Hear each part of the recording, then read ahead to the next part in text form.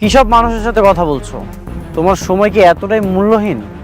দেখেন না, ওর কপাল কত ভালো, শুধু কপালে হাজার হাজার হাজার হাজার কোটি টাকা আসতেছে। অনেকবারে বলেন তার স্ত্রীকে একদল মাস্তান কিডন্যাপ করছে। ও নিজের টাকা দিয়ে সব কিছু উল্টাপাল্টা ভাড়া করছে, কিডন্যাপ করেছে। অনেক ভাই আপারে কিডন্যাপ করতে গেছে। অনেক ব্যথা লাগতেছে রে। আমার হাজবেন্ড কোথায়? তোমার এ কি অবস্থা? আমি অভিযোগ তোলার ব্যবস্থা করছি, আপনি ওকে ছাড়ার প্রস্তুতি নিন। আর একটু সহ্য করো, আমি তোমাকে এখান থেকে বের করবই। আপনার কপালও ভাই, এক বউ যাইতেছে আরেক বউর কাছে আপনার নামে অভিযোগ তুলে নেওয়ার জন্য।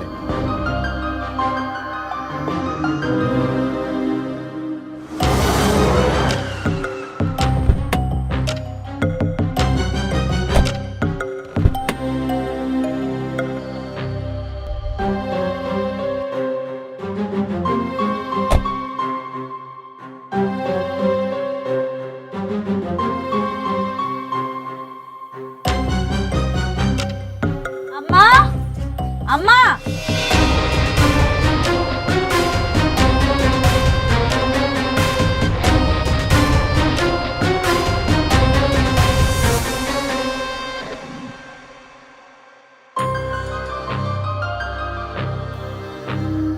বাহ বাহ বাহ বাহ বাহ, হেব্বি তো। গরিবের ঘরে হাতির পাড়া। বাহ, তা কি মনে করে আপনারা আমার বাড়িতে চলে আসলেন শুনি? আসতে বাধ্য হলাম। কেন করছো তুমি এসব? কি চাও? একজন কিডন্যাপারের লগের থেকে ভালো আর কি করা যায়? আমি যাই না বুঝে মামলাটা করছি। ওর জন্য উপযুক্ত জায়গা হলো পুলিশ আর থানা। তুমি কিভাবে ভাবলে অনেক তোমাকে কিডন্যাপ করবে? কে বলেছে তোমাকে এসব? যারা করাইছে তারাই কইছে। আমি আমার সন্তানের নিরাপত্তা চাই। আমার সন্তান পৃথিবীতে আইব না, এর নিরাপত্তা দিব কি? তুমি আমাকে আর অনেককে আলাদা করার জন্য মামলা করেছো, তাই না? নিজে তো হারাইছই, এখন আমাকে আর অনেককে আলাদা করার জন্য মিথ্যা মামলায় ফাঁসাইছো। একদম মুখ সামলা কথা বলবেন।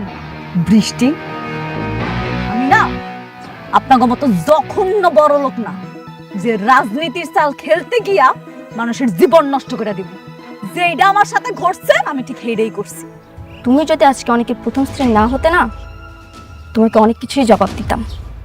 শুধুমাত্র তোমাকে বিয়ে করার জন্য আজকে অনেককে জেলে যেতে হলো। আরে আল্লাহ রে, হাস্যকর আলাপ। আর আমি যদি কই শব্দ আপনার, শুধুমাত্র আপনারে বিয়ে করার পর থেকে ওর জীবনের আজকে এই উন্নতি। কোন স্ত্রী তার স্বামীকে মিথ্যা মামলা দিয়ে জেলে দিতে পারে না। অবশ্যই পারে। কেন পারে জানেন? যেই স্বামী তার স্ত্রীকে মারার জন্য অন্য একটা কিডন্যাপার আনতে পারে, সেই স্ত্রী তার পেটের সন্তানকে বাঁচানোর জন্য স্বামীর বিরুদ্ধে সব করতে পারে। তুমি বুঝতে পারছো না, অনেক তোমাকে কিডন্যাপ করেনি মেঘলা। তো ভালোই, ভালো না? আমার যেহেতু কিডন্যাপ করে না, এটা তো পুলিশ বুঝা লইব। আমার কাছে আনার দরকার কি আপনাকে? আপনারা বড় লোক মানুষ, বিরাট কারবার, জান না? আপনাকে বিরাট কারবার দেখান, আমার এখানে আসার তো কোনো দরকার নেই। জান, তুমি মামলা তুলবে না, তাই তো? ঠিক আছে, বুঝতে পেরেছি আমি। আমিও দেখব তুমি আর কতক্ষণ অনেককে জেলে রাখতে পারো। আমি তো ওকে মুক্ত করেই ছাড়ব, দেখিনি।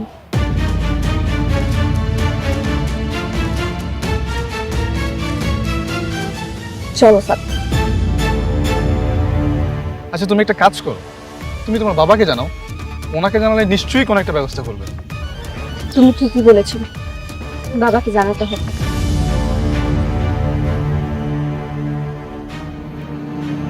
আরে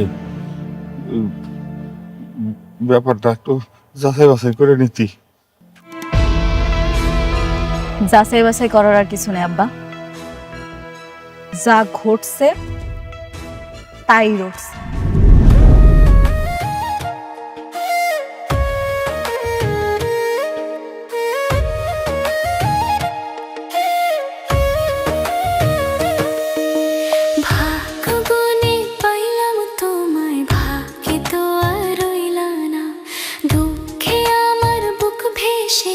সুখের দেখা হইল না, তবু আমি তোমার আশায় কাঁদি দিবারাত রোজ।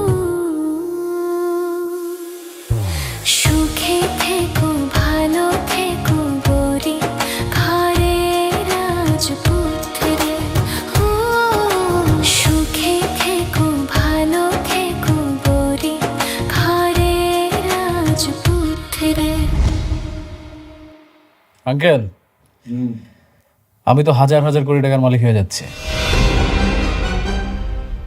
কি বলো? তুমি না কিছুদিন আগে বললে তুমি 100 কোটি টাকা লাভ করতে যাচ্ছ, এখন আবার 1000 কোটি টাকা হয়ে গেল। একটা কথা কি জানেন আঙ্কেল, পথ যতই কঠিন হোক, যদি গন্তব্য ঠিক থাকে না, তাহলে সফলতা অবশ্যই আসে। তোমার তো দেখি একেবারে রাজকপাল।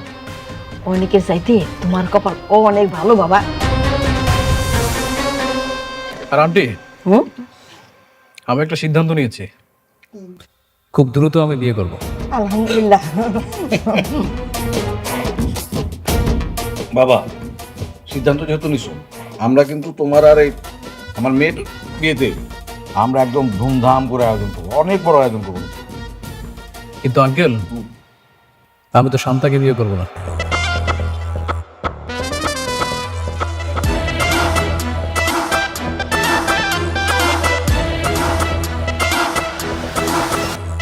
আমি বিয়ে করবো মেঘলাকে, অনিকের স্ত্রী মেঘলা। কি বলছো এসব? আমাকে রেখে ওই বস্তির মেয়েকে বিয়ে করতে যাবে? কাকে বস্তির মেয়ে বলো? মেঘলা হাজার হাজার কোটি টাকার মালিক। তারপর তুমি অনেকের পরে কেন বিয়ে করবে? মানে তোমার সঙ্গে তো কথা ছিল যে তোমার সঙ্গে শান্তার বিয়ে হবে। আমার কপালটাই পোড়া, যাকে বিয়ে করতে চাই সে ওই বস্তির মেঘলাকে বিয়ে করতে চায়। আঙ্কেল, অনেকরে তো শত্রু বানায় জেলে পাঠাই দিচ্ছে, আর এই মুহূর্তে মেঘলাও একা। তোকে যদি আমি বিয়ে করতে পারি তাহলে হাজার হাজার কোটি টাকা মালিক হয়ে যাব। কিন্তু বাবা, সব সম্পত্তি পাওয়ার পরে তুমি কি আমার মেয়ের বিয়ে করবা? অবশ্যই করব। সম্পত্তি পাওয়ার পর বস্তির মেয়ে বস্তিতে। দেখো রাতুল, আমার ভাতিজারে কিন্তু খুব সাবধানে হ্যান্ডেল করবে, যে কখন কি করে ফেলবে তার কিন্তু ঠিক নেই। আপনি এটা নিয়ে টেনশন করবেন না, আপনার ভাতিজা আমার কিচ্ছু করতে হবে না। এখন আপনি খোঁজ নিয়ে দেখেন, ওকে পুলিশ এই মুহূর্তে ধরে হয়তো হাড় হাড্ডি ভেঙে দিয়েছে। আপনি হ্যাঁ রিল্যাক্স।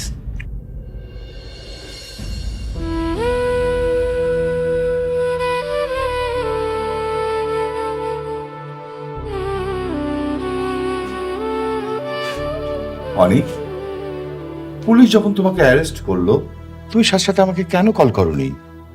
পুলিশ তোমাকে মেরে আহত করলো, আমি যদি জানতে পারতাম তোমার এই অবস্থা কোনো মতেই আমি করতে দিতাম না।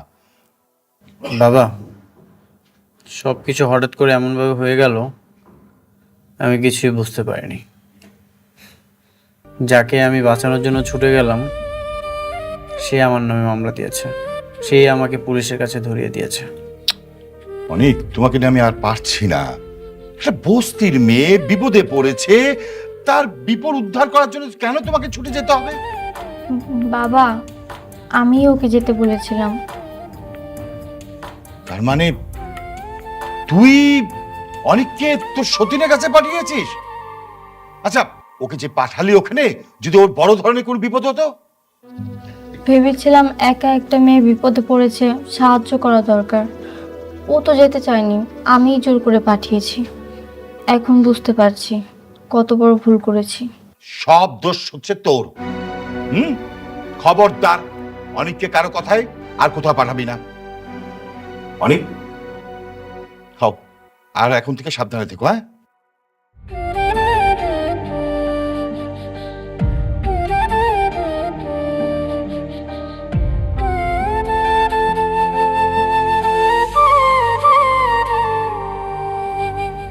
শুন মা, এই থানা পুলিশ মামলা এইসব আমাদের জন্য না মা।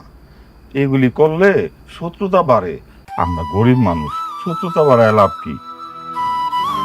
হরে মা, তোর আব্বাই ঠিকই কইছে। আমরা গরিব আছি, ভালোই আছি।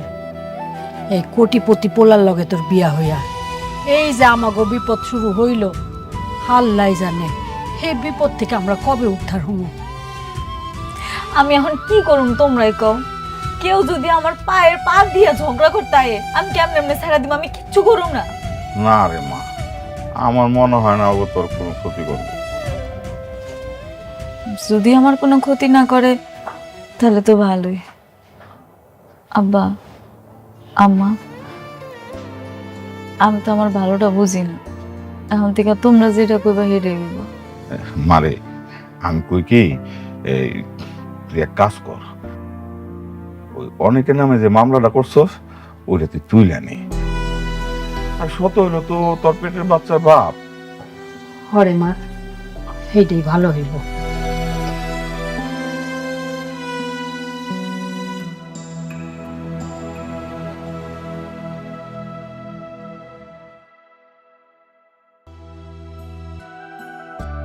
স্যার আসসালামু আলাইকুম। ওয়ালাইকুম আসসালাম, বসেন। জি বলেন। স্যার আমি মামলাটা তুলে নিতে চাই, আপনারা ওনারে ছাইড়া দেন। ওনারা তো গত রাতে ছেড়ে দেওয়া হয়েছে, মানে উনি জামিন নিয়ে চলে গেছেন। কি উনি চলে গেছে? হ্যাঁ চলে গেছেন। আপনি যদি মামলা তুলে নিতে চান তাহলে তো খুব ভালোই হয়, কেস ফাইলটা ক্লোজ করে দেওয়া যাবে। এই মানে আপনারা কি ওনারা মারছেন? আহ, মানে হয়েছে কি, আসামির মুখ থেকে স্বীকারোক্তি আদায় করতে গেলে একটু একটু ব্যবস্থা নিতেই হয়। এটা আসলে সত্য ও ন্যায়ের জন্যই করা হয়। খুব বেশি মারছেন? না, খুব বেশি না, অল্পই। আপনারা ওনারা কেন মারছেন? আমি তো আর মারতে বলি নাই, শুধু শুধু একটা লোক কষ্ট পাইলো না।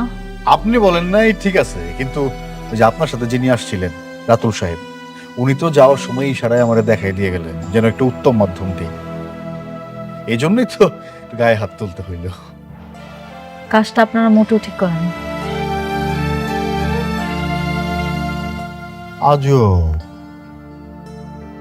বুঝো জাহিদ, এদের নিয়ে আর পারি না। কখন যে কি বলে তার কোনো ঠিক নাই। এদের কথা মতো কাজ করলেও বিপদ, না করলেও বিপদ।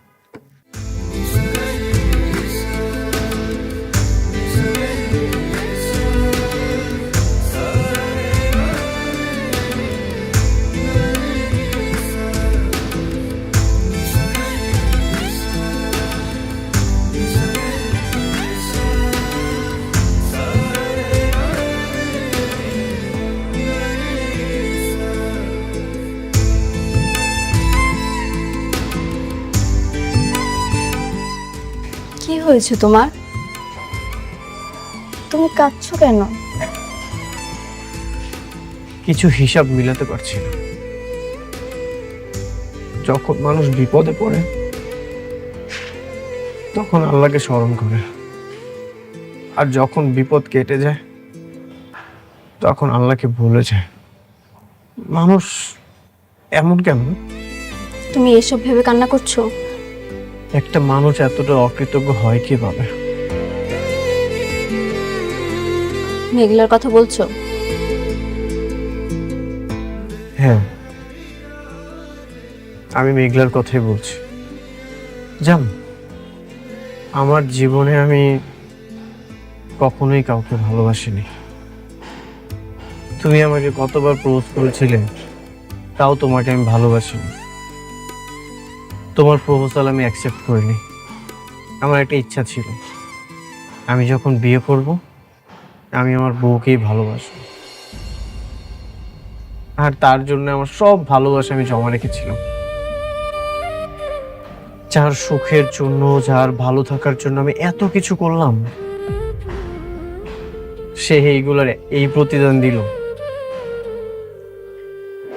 আমার এত উপকারের প্রতিদান এত জঘন্যভাবে আমাকে ফেরত দিল। তুমি এইসব ভেবে কষ্ট পেও না, যত ভাববে তত কষ্ট বাড়বে। তুমি ওকে ভুলে যাও। হ্যাঁ, আমি ওকে ভুলে যাব। আমি ওর কথা ভেবে কেনই বা কষ্ট পাবো? তুমি আমার পাশে আছো না, তুমি থাকলে আমার আর কাউকে প্রয়োজন নেই। আমি সারাটা জীবন তোমার সাথে থাকবো, তোমার বিপদে আপদে তোমার পাশে ছায়া হয়ে থাকবো।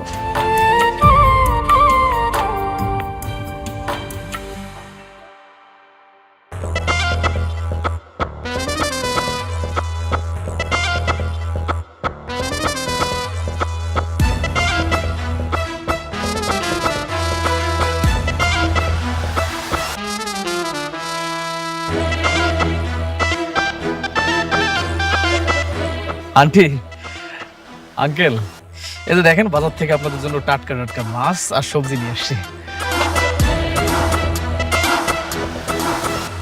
ভাবি, আসসালামু আলাইকুম, কেমন আছেন? আপনার শরীরটা ভালো আছে তো? আপনি আপনি এখানে কেন আইছেন? এই যে আপনার জন্য বাজার নিয়ে আসছি ভাবি। এই যে দেখেন আয়রন ও পুষ্টিযুক্ত খাবার নিয়ে আসছি আপনার জন্য।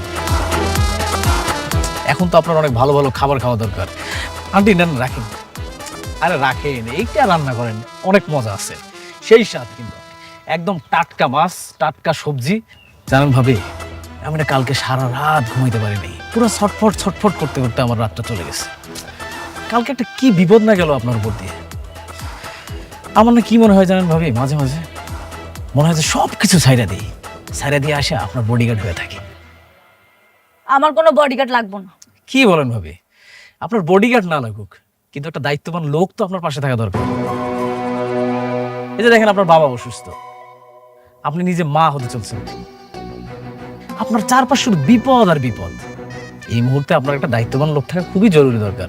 এই জন্য আমি বলতেছি আপনার আমি দায়িত্ব নিতে চাই। না, আমার লাগবে না তো, আমার কারো লাগবে না। আমি কাউরে বিশ্বাস করতে পারি না, আপনি বুঝেন না? এই যে ভাবি, আপনি একজন বেইমানি করছে, তার কথা এখন আমাদের সবাইরে দোষারোপ করতেছে। শুনেন, উনি হচ্ছে একটা সব থেকে বড় বেইমান। এই জন্যই তো আমি অনিকের সাথে বেইমানি করছি। অনিক এখন আপনারও শত্রু, আমারও শত্রু। আপনিও যে কেমন মানুষ এটা আমি খুব ভালো করে জানি। জানেন না ভাবি, এটা জানতে হলে এই জানার একটা মন থাকা দরকার। শুনেন, আমি খুবই একটা ভালো মানুষ, আর আমি সব সময় আপনার ভালো চাই। এই জন্য তো আপনার দায়িত্ব নিতে চাই। অনিকের মতো বেইমানি আমি আপনার সাথে করবো না। আপনি যান, ভালোই ভালোই সুন্দর করে কইতেছি, আপনি কি সুন্দর করে চলে যান। আপনার কোনো কথা শোনার বিন্দু মাত্র রুচি এখন আর আমার নাই। যান। আমিও চাই না ভাবি আপনার এই মুহূর্তে আপনার এমন কথা বলে যাতে আপনি রাগ হয়ে যান। যাই, কিন্তু আবার আসবো। যাওয়ার আগে একটা কথা বলে যাই ভাবি, আপনি আপনার কোম্পানির দায়িত্বটা ছাইড়েন না।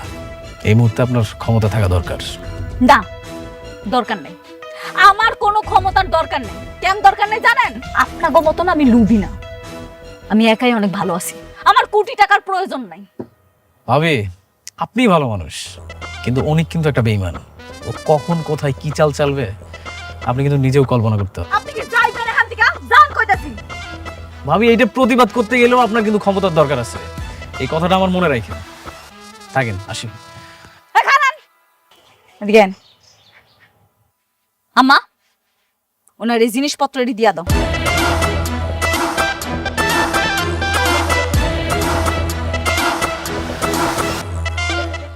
নাও বাজার নাও, এগুলো বাজার আমাকে লাগবো না।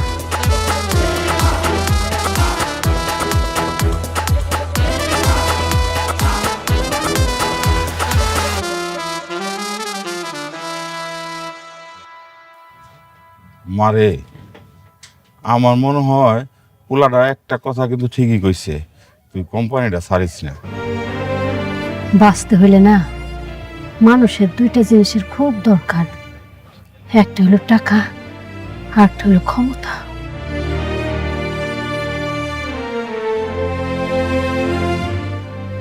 তোমরা ঠিকই কইছো, আমার আরো শক্ত হইতে হইব। এখন থেকে তোমরা যা কইবা আমি তাই করব। আমি অফিসে যাবো। আমা তাই কর।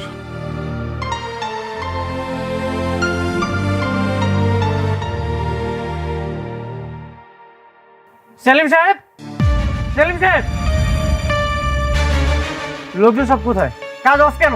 স্যার, সালিমা বিল্ডার্স গ্রুপের লোকজন এসে আমাদের সাইডে যত লোক আছিল সব নিয়ে চলে গেছে স্যার। শালিমা বিল্ডার্স থেকে লোক এসেছিল? মেঘলা নামের কেউ এসেছিল নাকি ওর ম্যানেজার এসেছিল? না স্যার, ওরা কেউ আসেনি স্যার, রাতুল সাহেব আইসা সব নিয়ে চলে গেছে স্যার। রাতুল এসেছিল? তোমরা কিছু বলোনি? স্যার আমি কি করবো স্যার, সালিমা বিল্ডার্স লোকজন আইসা বললো যে ডবল বেতন দেবে, তার লোকজন শুই নাই, সব চলে গেল স্যার। তার মানে মেঘলা সবকিছু করাচ্ছে? হতে পারে স্যার, রাতুল সাহেব বললো আপনারা নাকি ম্যাডামের অনেক ক্ষতি করছেন, তারই প্রতিশোধ নিচ্ছে। আরো বললো আপনাকে নাকি স্যার পথে বসায় দিব। মেঘলা,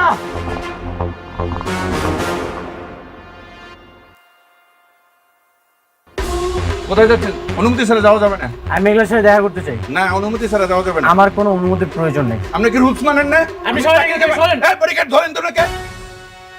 আমাকে ছাড়ো, আমি ওর সাথে দেখা করতে চাই।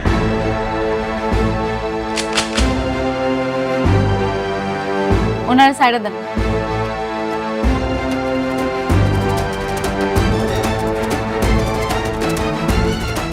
আজ আমার এমন দিন আসলো, তোমার বডিগার্ড আমার কপালে বন্দুক ঠেকিয়েছে। আপনারা যান। আমার জীবনে তোমার মতো অকৃতজ্ঞ মানুষ আমি খুবই কম দেখেছি। তোমার এত টাকার অহংকার হয়ে গেছে, তুমি এখন আমার পিছনে লেগেছো। কি কি করছি আমি? কি কারণে সেইটা বলো। তোমাকে আমি বাঁচাতে গেলাম আর তুমি আমাকে পুলিশ দিয়ে মার খাওয়ালে। যেই প্রজেক্টটা আমার পাওয়ার কথা ছিল সেটা তুমি রাতুলকে দিয়ে দিয়েছো। অন্যের সন্তান গর্ভে নিয়ে সেই সন্তানের জন্য তুমি আবার আমার নামে মামলাও করেছো। কেন মেঘলা, আমি কি করেছি? তোমার বাবার জীবনটা আমি বাঁচাতে গেলাম, সেটার জন্যই তো আমি আরেকটা বিয়ে করেছি। এটা কি আমার অপরাধ ছিল?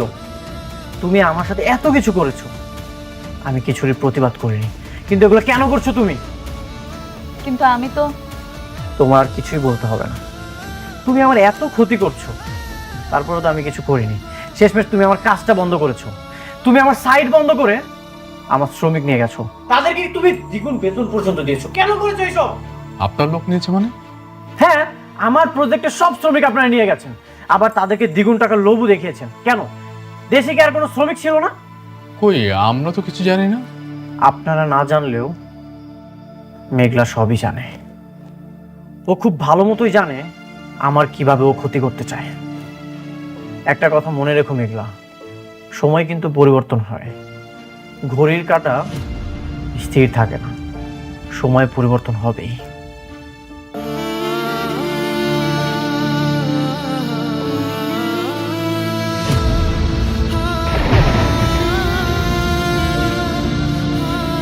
ম্যাডাম, আপনি মন খারাপ করবেন না। ম্যানেজার আঙ্কেল, আমাদের কাজের জন্য ওনার লোকজন আনতে বলছে কি? আমি বলছি? আমি তো বলি নাই। ম্যাডাম, ওই কাজটা তো আমরা রাতুল সাহেবকে দিয়েছি। রাতুল সাহেব কোথেকে লোক আনছে সেটা তো আমরা জানি না। তাহলে আপনি একটা কাজ করেন, রাতুল সাহেবের বইলা দেন ওনার এখান থেকে যাতে কোনো লোক নিয়ে আসা কাজ না করায়। জি ম্যাডাম, আমি এখনই রাতুল সাহেবকে ফোন করে দিচ্ছি। হে আল্লাহ, আমার জীবনটা তুমি আগের মতো কইরা দাও না। এত যন্ত্রণা আমি আর সহ্য করতে পারতাছি না।